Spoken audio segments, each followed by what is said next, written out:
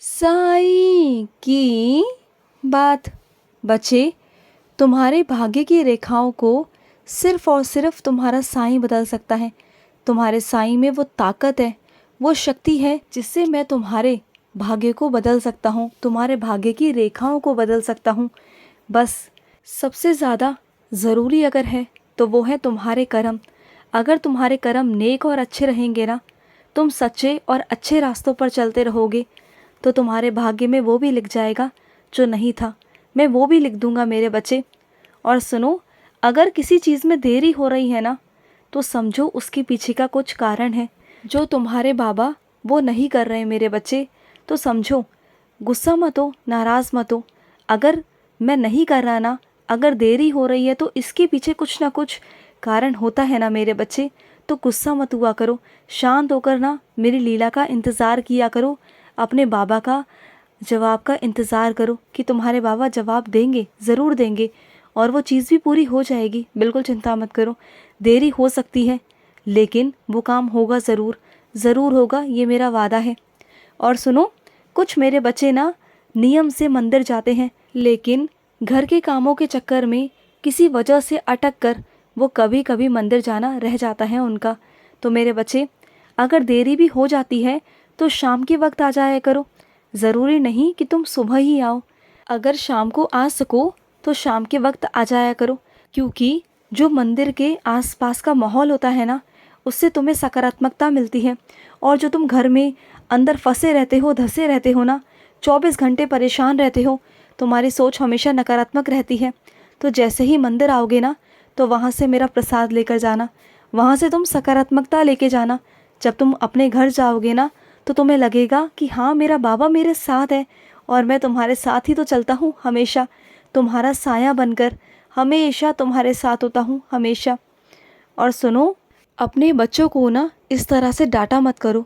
अगर वो कुछ गलत करते हैं या वो तुम्हारी सुनते नहीं है ना, तो इसका मतलब ये नहीं कि तुम उन्हें मारो पीटो, उन्हें डांट लगाओ, उन्हें समझाओ ना। अगर उन्हें मारोगे ना तो वो ढीठ हो जाएंगे, फिर वो कल को तुम्हारी बात बिल्कुल भी नहीं सुनेंगे, बिल्कुल भी नहीं मानेंगे। और तुम इसका नतीजा तो देख ही रहे हो ना, पलटकर तुम्हें जवाब देने लगे हैं। तो ये सही नहीं है मेरे बच्चे। आज वो तुम्हें छोटा मोटा जवाब देते हैं, लेकिन कल को बड़े होकर वो तुम्हारी इज्जत नहीं करेंगे, तुम्हारा मान सम्मान नहीं करेंगे। फिर क्या करोगे? ये अभी जो पहला चरण है ना, इसी को संभालो और उनसे प्यार से बात करने की कोशिश किया करो, उन्हें समझने की कोशिश किया करो कि वो सच में क्या चाहते हैं। और अगर तुम्हारे हिसाब से वो नहीं है ना, तो उन्हें समझा दो, प्यार से समझाओ, कोई उदाहरण देकर समझाओ, लेकिन समझाओ। उन्हें मारना पीटने से बेहतर है कि प्यार की बोली सबसे ज़्यादा फ़ायदेमंद होती है मेरे बच्चे। प्यार की बोली से समझाओगे ना तो वो ज़रूर समझेंगे, क्योंकि बच्चे बहुत नादान होते हैं, बच्चे बहुत भोले होते हैं। और सुनो, कुछ अपने बच्चियों से कहना चाहता हूँ, जो तुम्हारी ये गर्भ अवस्था है ना, इसमें अपना ध्यान रखा करो। हो सके तो नारियल पानी पिया करो मेरे बच्ची। नारियल पानी पीने से तुम्हारा बच्चा स्वस्थ रहेगा। और नारियल पानी पियो तो साथ में उधी भी ले लिया करो। फिर देखना मेरे बच्चे, तुम्हारा बच्चा बहुत सुंदर होगा, बहुत प्यारा होगा, मेरा आशीर्वाद जो है उसके साथ। और सुनो, जब भी तुम्हारा बच्चा होगा ना, तो अपने बच्चे को लेकर शिरडी ज़रूर आना। मैं स्वयं आकर तुम्हारे बच्चे को अपनी गोद में लूँगा, उसे बहुत सारा आशीर्वाद भी दूँगा, क्योंकि जो मेरा बच्चा मेरे आशीर्वाद से होता है ना, वो समझो कि वो साईं का आशीर्वाद है। मैं जानता हूँ बहुत अच्छे से कि तुम्हारा कोई अपना नशे में डूबा हुआ रहता है, उसे कुछ नहीं सोचता नशे के अलावा, और वो हमेशा अपने आप को ना नशे में डुबा के रखना चाहता है, उसे नशे की लत लग चुकी है। तो सुनो, वो अंदर से अपने आप को अकेला महसूस करता है। जो उसके साथ में घटना घटित हुई है ना, वो उसे भूल नहीं पा रहा, और इस वजह से ना वो अपने अकेलेपन को दूर करने के लिए वो ये सब करता है। अगर तुम उसे समझोगे, उसको पास जाकर उसकी बातें सुनोगे, उसे समझने की कोशिश करोगे ना, तो शायद तुम उसे समझा पाओगे, क्योंकि वो अंदर से टूटा हुआ है और वो नशे का सहारा लेता है और कुछ नहीं। वो पीना नहीं चाहता, लेकिन उसे अपने आप को, अपने अतीत को, अपने चीज़ों को भूलने में दिक्कत होती है, परेशानी होती है, दर्द होता है, तो बस उसे ही दूर करने के लिए वो ऐसा करता है। तो तुम समझो ना, और अगर तुम नहीं समझ सकते हो तो उसके प्रिय मित्र को बोलो, वो उससे बात करे, उसका दिल हल्का करे। जैसे ही उसका दिल हल्का होगा, उसके मन का दर्द, अंदर का दर्द बाहर निकलेगा ना, तो देखना उसे बहुत ही अच्छा महसूस होगा और शायद वो समझ भी जाए, इन सब चीज़ों से दूर भी हो जाए। क्योंकि अकेलेपन के रहते वो गलत संगत में भी फंस चुका है, तो उसे वहाँ से निकालने में थोड़ा वक्त तो लगेगा ही लगेगा। लेकिन तुम चिंता बिल्कुल भी मत करना, तुम्हारा साईं तुम्हारे साथ है। और सुनो, आज मंगलवार है ना, तो आज हनुमान जी को चोला चढ़ाना। मैं अपने कुछ बच्चों से कहना चाहता हूँ, हाँ तुमसे मेरे बच्चे, तुमने बहुत दिनों से सोचा हुआ था ना कि तुम मंगलवार को हनुमान जी को चोला चढ़ाओगे, फिर बार बार रह जाता है, तो आज ज़रूर चढ़ाना, ज़रूर मेरे बच्चे। तुम्हारे जिन रिश्तों में कड़वाहट आ गई है ना, तो वो सच में वो कड़वाहट ना शुरू से ही मन में थी, वो बस दिखाते नहीं थे, तुमसे ऊपरी मन से तो बात कर लेते थे, लेकिन उनके अंदर कड़वाहट ना आज से नहीं, कई सालों से है तुम्हारे लिए।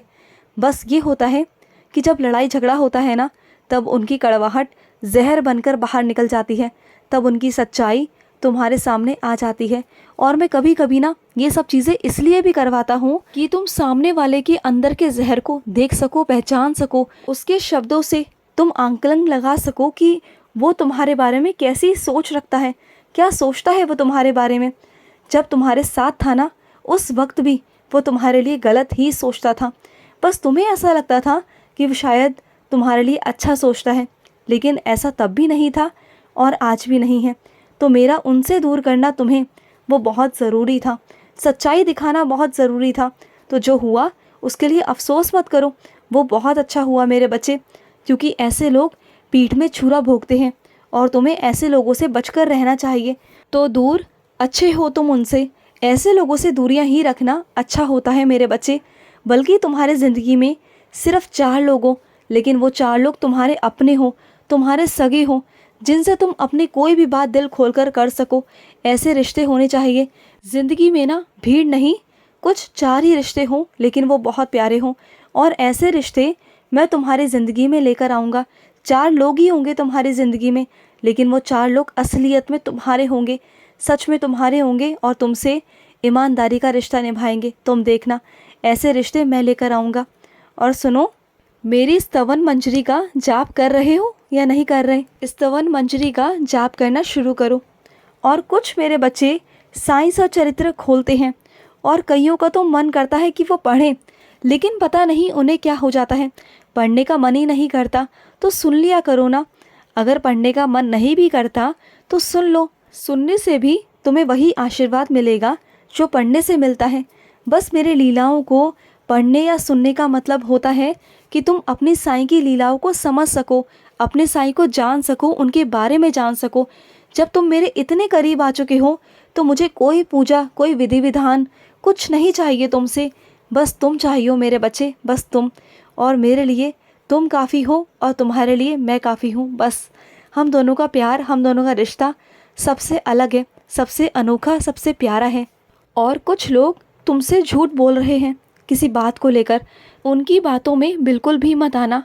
वो तुम्हें सिर्फ़ और सिर्फ आंकना चाहते हैं, तुम्हें परखना चाहते हैं, तो उनकी बातों में बिल्कुल भी मत आना, बिल्कुल मत आना, क्योंकि वो सच नहीं है जो वो अपने मुख से बोल रहे हैं। जाओ और जाकर देखो अपनी आँखों से कि सच क्या है, जाओ और जाकर पता करो। खुश रहो।